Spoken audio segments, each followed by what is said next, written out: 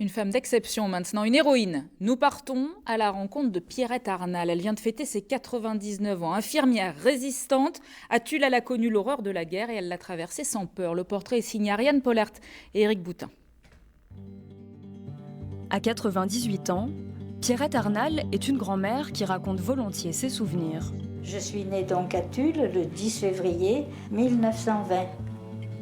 Ça fait déjà un fameux bail. Je ne pensais pas arriver à cet âge-là. Alors qu'elle a 19 ans, elle est réquisitionnée comme infirmière dans cette manufacture d'armes. Dès 1937, la France se prépare à une guerre contre l'Allemagne. On n'entendait que des bruits nous amenant à la guerre. Ceux qui ont été surpris par l'arrivée des Allemands, ils devaient être endormis sans doute depuis longtemps, parce que dans toute mon enfance, on parlait de la guerre. Comment vous vous sentez, Pierrette, au moment où les Allemands arrivent et envahissent la France? Je pense que ça a été comme tous les Français. J'ai dû penser ce que tous les autres pensaient. Un moment de stupéfaction, malgré tout, même si on était un peu préparé, moi, chez moi, vous voyez, un peu, oh là là, c'était quand même effarant.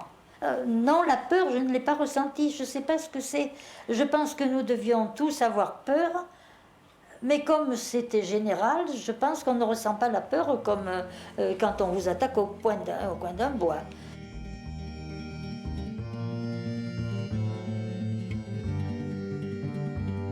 Je n'ai pas demandé à entrer dans la résistance, ça m'est tombé dessus comme ça, tout naturellement.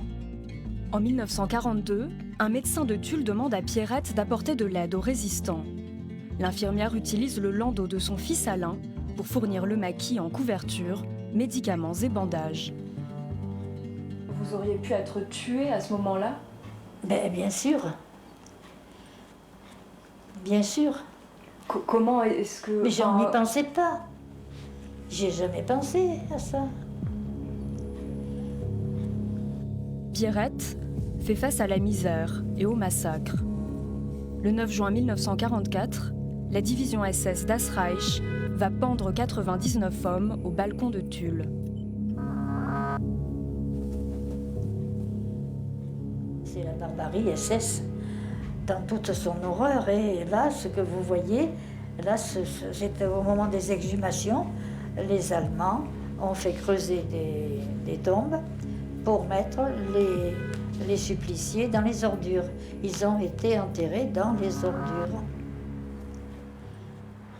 70 ans plus tard, Pierrette n'a pas oublié.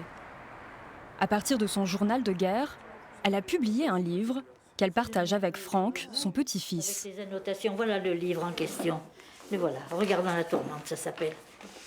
C'est mon père, mon défunt père, qui voulait à tout prix qu'elle mette par écrit ses notes. Je pense, depuis très jeune, qu'il faut écrire sur le passé, qu'il faut essayer de fouiller dans le passé si l'on veut se sentir bien dans son présent. Passionnée d'histoire, Pierrette a rédigé de nombreux cahiers.